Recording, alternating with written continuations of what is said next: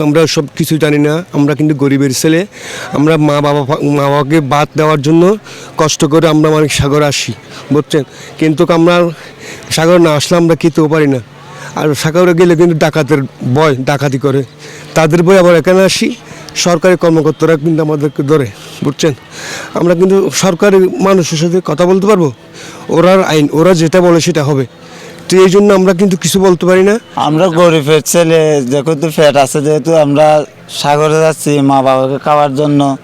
গরিবের ছেলে কোথার তুই আমরা সাগরে গেছি, এখন বেলাক্ত হলে কি করবো, আমরা ফ্যাটের জন্য যাচ্ছি আর কি। বলতে আমরা ওই জালে তো আমাদের মাছ কম ধরে, তাই এই জাল নিয়ে আমরা যাই ফ্যাটের খোঁজার জন্য।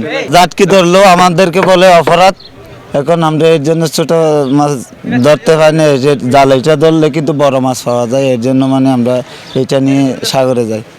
5,20,000 টাকা জরিমানা আদায় সহ যে আটককৃত মাছ আমরা নিলামে বিক্রি করেছি।